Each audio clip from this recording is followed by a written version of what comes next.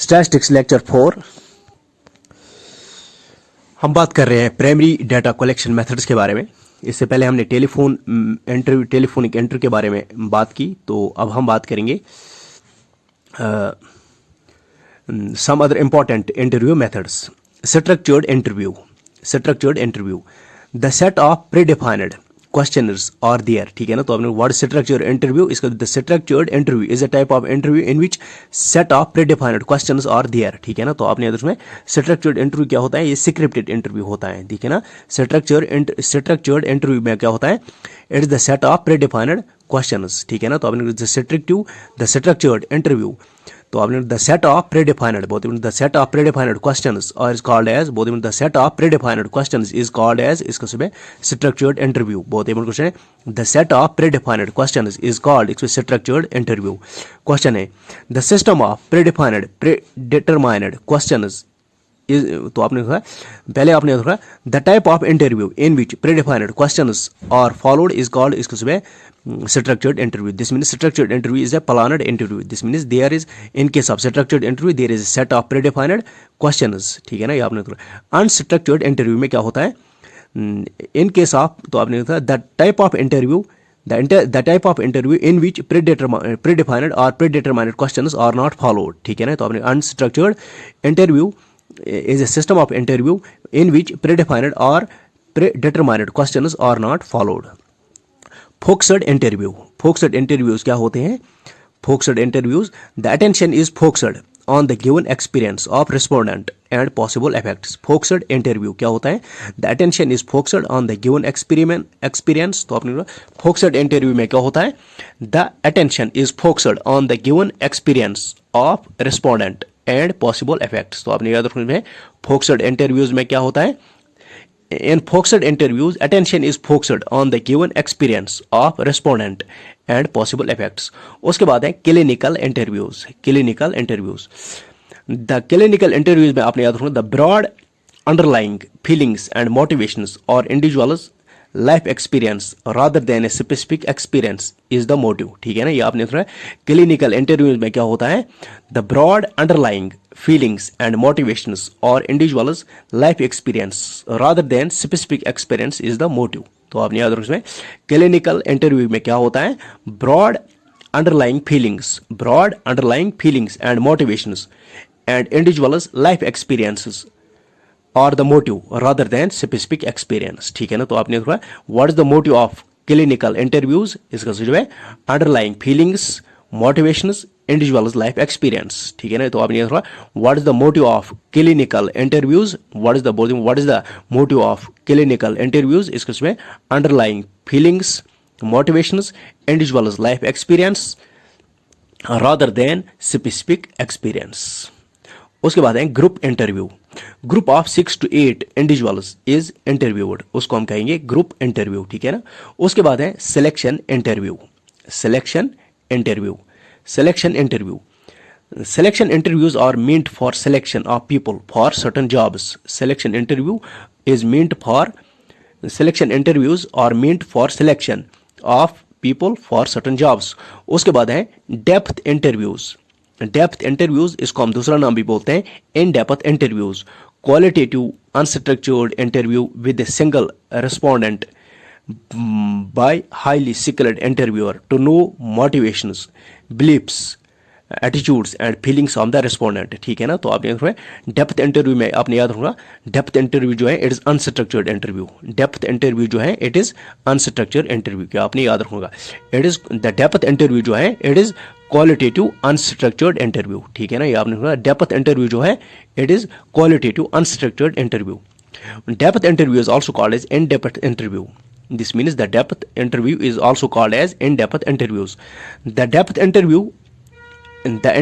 Interviews are qualitative unstructured interviews with single respondent, तो आपने उसमें the depth interviews are also called as in depth interview. The in-depth interviews are qualitative, unstructured interview with a single respondent by a highly skilled interviewer. तो आपने याद रखा, the depth interviews are qualitative, unstructured interviews with a single respondent by a highly skilled interviewer to know motivation, beliefs, attitudes and feelings of respondent. Types of interview questions, types of interview questions, इसमें आता है comprehension question, asking about prior experience and employment. Comprehension questions, the questions which are being asked about prior experiences and employment is called as comprehensive questions. उसके बाद है analytical questions, the questions, the problems without lot of information are given to solve. ठीक है ना, तो आपने याद रखना comprehension questions, comprehension questions, asking about prior experience and employment is called a comprehension question. So आपने asking about when someone is asked about, तो आपने याद रखना when someone is asked about prior experience or employment it is called as comprehension question. उसके बाद है analytical question, problems without lot of information are given to solve, इसको कहा जाता है analytical questions. ठीक है ना, the problems without lot of information are given to solve, उसको कहा जाता है analytical questions. उसके बाद है open ended questions and close ended questions. Question है open ended question is also called as, इसको सिर्फ unrestricted questions बोलते हैं. open ended questions is also called as unrestricted questions. सवाल इस तरह से बनता है, the open ended questions are also called as unrestricted questions. The questions then cannot be answered with yes or no is called as, so open ended questions. बहुत ही important question है. The questions which cannot be answered with yes or no response is called open ended questions. बहुत ही पहले आपने याद रखा, the open ended question is also called as unrestricted questions.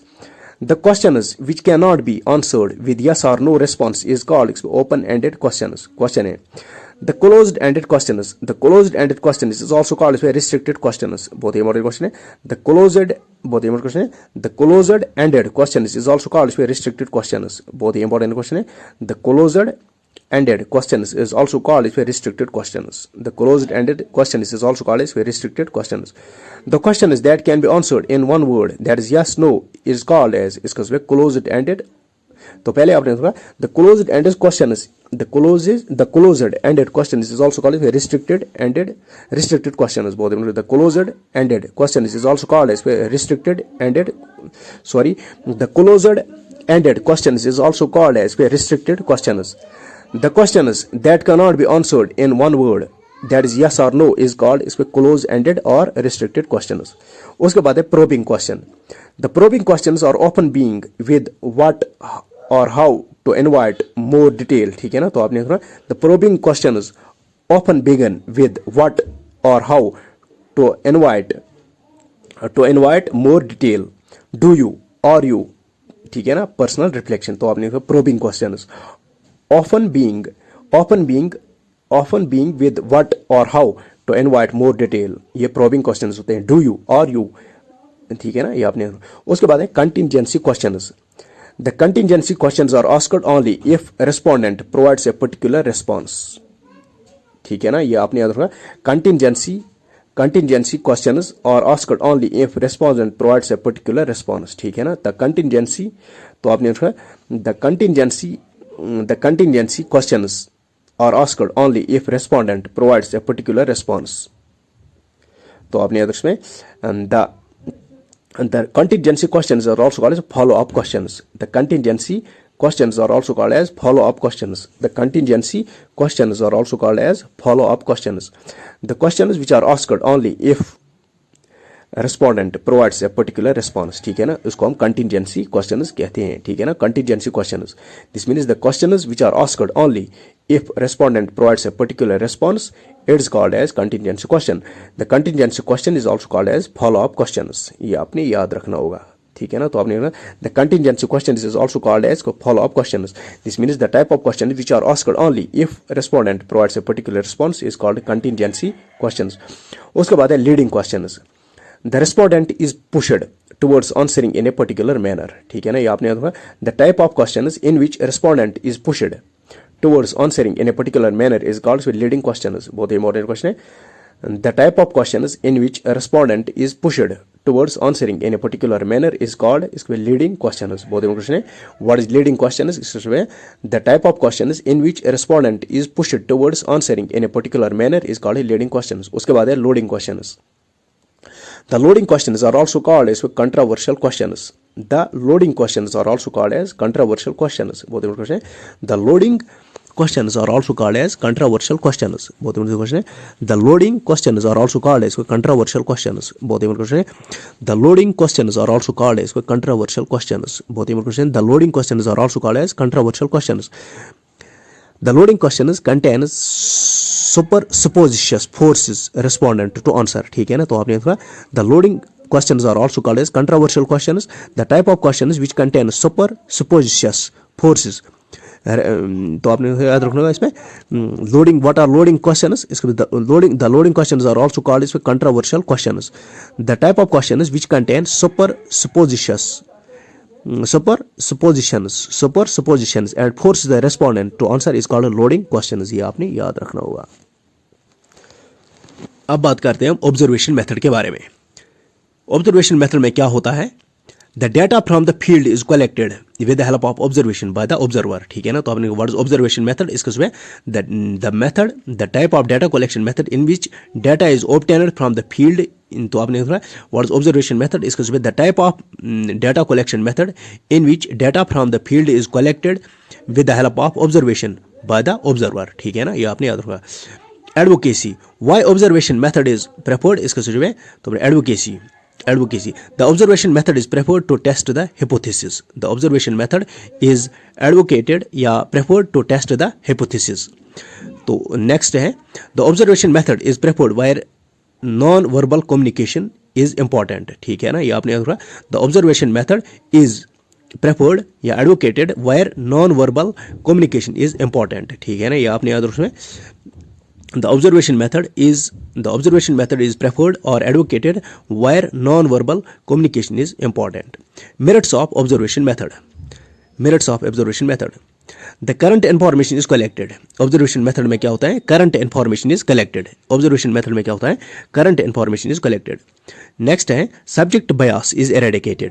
observation method में क्या होता है? subjective bias is eradicated। next जो है merit है observation method का, वो है independent of respondents manipulation। independent of respondents manipulation। ठीक है ना, तो अब observation method में क्या होता है? independent of respondents manipulation।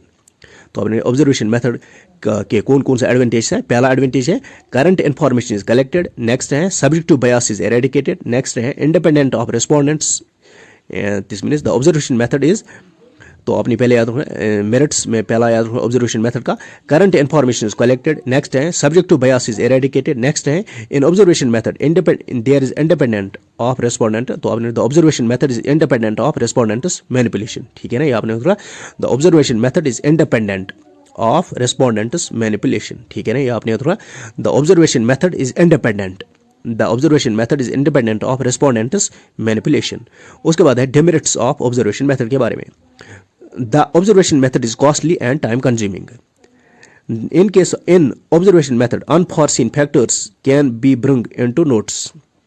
ठीक है ना, ये आपने याद रखा। Unforeseen factors can be brought into notes। ठीक है ना, ये आपने याद रखा। In observation method, the unforeseen factors can be brought into notes। बहुत ही इंपॉर्टेंट क्वेश्चन आपने याद रखा। डिमेरिट्स हैं किसका? ऑब्जर्वेशन मेथड का। In observation method, the unforeseen factors can be brought into notes। Next है respondent's opinion cannot be recorded in certain subject। तो अपनी in case of observation method, the respondent's opinion cannot be recorded in certain subject। तो आपने in observation method the respondent's opinion cannot be recorded in, तो आपने in case of observation method the respondent's opinion cannot be recorded in certain subject। उसके बाद आपने याद रखना classification of observation method में क्या होता है? Structured and unstructured observation. ठीक है ना, based on plan and method we have. तो इसके लिए हमें क्या है? Structured and unstructured observation. ठीक है ना, ये आपने याद रखना होगा। कंडीशंस में क्या होता है? Controlled conditions as well as uncontrolled conditions. ठीक है ना, ये आपने याद रखना होगा। उसके बाद क्या है? ऑब्जर्वेशन में क्या होता है? Complete observer. A person acts as a complete observer. ठीक है ना, in observation method a person can act as a complete observer. उसके बाद है in observation method where observer acts as a participant. ठीक है ना, तो आपने पहले याद रखना कंप्लीट ऑब्जर्वर। कंप्लीट ऑब्जर्वर में क्या होगा? Where the observer acts as the complete observer. Observation method में नेक्स्ट स्टेप हम फॉलो कर सकते हैं observer as participant. Observer as participant, this means in case of observation method the observer can act as participant, ठीक है ना। Next है the participant can also act as observer in case of observation method. The participant can act as observer in case of observation method. Next है complete participant. Complete participant an observer, तो आपने याद रखना इसमें an observer can be a complete observer, an observer can act as a participant, a participant can also act as observer, ठीक है ना। A participant can also act as observer, a complete observer can be a complete participant, ठीक है ना, ये आपने याद रखना होगा। This means an observer can be a complete observer और can be an complete participant.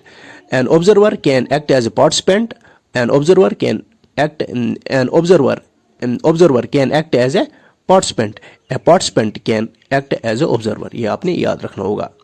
उसके बाद है participant observation and non participant observation, ठीक है ना, ये आपने याद रखना होगा। पार्टिसिपेंट ऑब्जर्वेशन क्या होता है, पार्टिसिपेंट ऑब्जर्वेशन जिसमें ये पार्टिसिपेंट ऑब्जर्वेशन है, नॉन पार्टिसिपेंट ऑब्जर्वेशन, ये आपने याद रखना होगा, ये आपने याद रखना होगा।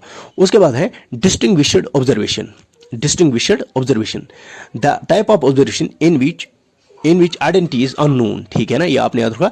डिस्टिंग्विश्ड ऑब्जर्वेशन में क्या होता है, distinguished observation the identity is unknown, ठीक है ना। For example mystery shopping, what is distinguished observation, इसके the type of observation in which identity is unknown, it is called as distinguished observation.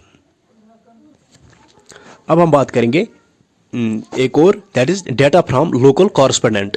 The investigator appoints a local correspondent, तो आपने ये एक method है primary data collection method की, क्या है, data from local correspondents. The investigator appoints a local correspondent or agent who collects the information on behalf of the investigator, ठीक है ना। The data from the local correspondent, the investigator appoints a local correspondent or agent who collects information on behalf of investigator. Advocacy data from local or correspondent में why data from local correspondent method is advocated, इसके regular supply of information is required, ठीक है ना। So this means when regular supply of information is required, the data from local correspondent is applied. Area of investigation is wide, तो आपने याद रखा, पहले याद रखूंगा why data is collected from local correspondents, इसके because when we need regular supply of information, पहला है। दूसरा है why data is collected from local correspondents, इसके when area of investigation is wide, the data is collected from local correspondents. Next है when high degree of accuracy is not required, we can collect data from local correspondents, ठीक है ना। तो आपने सुना when high degree of accuracy is not required, we can collect data from local correspondents. next जो है merit जो पहला है इसका, the data from local correspondents gives a wide coverage. next है the data from local correspondents is cost efficient method. next है the data from local correspondents is time efficient. next है demerits क्या है, पहला chance of personal bias, this means in case of when we collect the data from local correspondent there is the chance of personal bias. next है when we collect data from local correspondents, ठीक है ना, through local correspondents it is less accurate, ठीक है ना, and the data which is collected from local correspondents lacks originality and also lacks uniformity, ये आपने याद रखना होगा, lacks uniformity, ये आपने याद रखना होगा। तो इसके साथ साथ आपने याद रखना होगा इसमें फैक्ट याद रखूंगा, इंफॉर्मेशन थ्रू लोकल कॉरेस्पोंडेंट्स में आपने इन this method the investigator does not work but appoints local agents or enumerators in different parts of the area. These agents or enumerators are asked to collect the information and transmit it to the investigator. This method is often adopted by the government, semi-government and bigger private organizations to collect the information for any purpose. So आपने information through local correspondents में आपने in this method the investigator does not work but appoints local agents or enumerators in different parts of the area. These agents or enumerators are asked to collect the information and transmit it to the investigator. This method is often adopted by the government, semi-government and bigger private institutions to collect the information for any purpose. ये आपने याद रखना होगा। Advantage आपने याद रखना, इसमें advantage कौन सा है इंफॉर्मेशन थ्रू लोकल कॉरस्पॉन्डेंट्स में, क्या एडवांटेज है? पहला है the local corresponding local the information through local correspondents method is cheap and और economical, there is economy of time and labour in this method, ठीक है ना, ये आपने याद रखा। This method the local correspondent method can be used where area of inquiry is wide, the local correspondent quality is better as enumerators are trained, ठीक है ना, quality of data is better as enumerators are trained। disadvantage क्या है information through local कॉरस्पॉन्डेंट्स की, ठीक है ना, इसमें है data are not reliable which are collected by this method. Next, if high degree of accuracy is required, this method is not adopted. The data are not original if collected by this method. The collected data lacks uniformity because they are collected by different correspondents as they differ in quality and taste. ये आपने याद रखना होगा।